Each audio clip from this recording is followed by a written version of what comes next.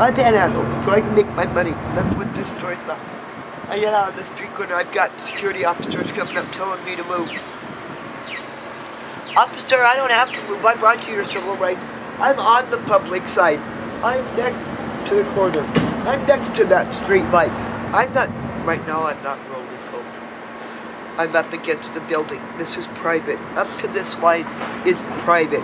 Out to that line is public. That's what makes us different than any other country in this world. We were built on the Bible. We've taken Christ out of this country. The shelter is privately owned. Your mayor and everybody else don't want to hear. Well, guess what?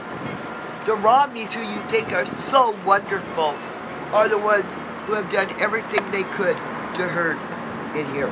They got all this pork belly, but because they live in their little mansions and do all this shit, they think they're above everybody. They wanted the road home tore down. Fine, the road home's tore down.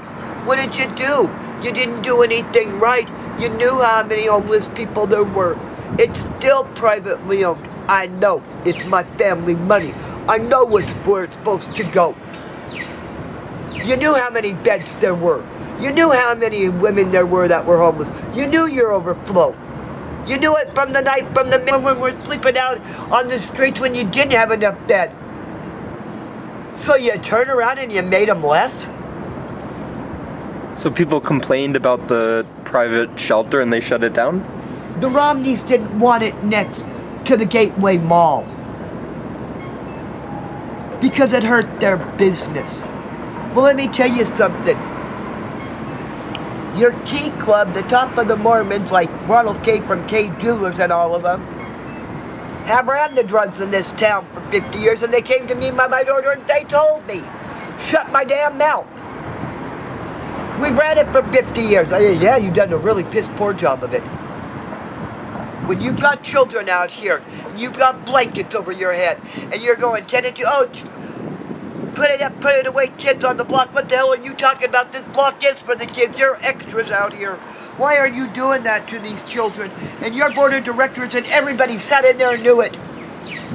Why would you do that to children? Why would you do that to anybody?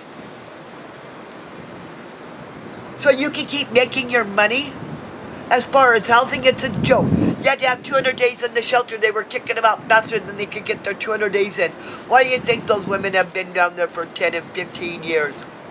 They have you stay in the shelter for 200 days before they do permanent housing?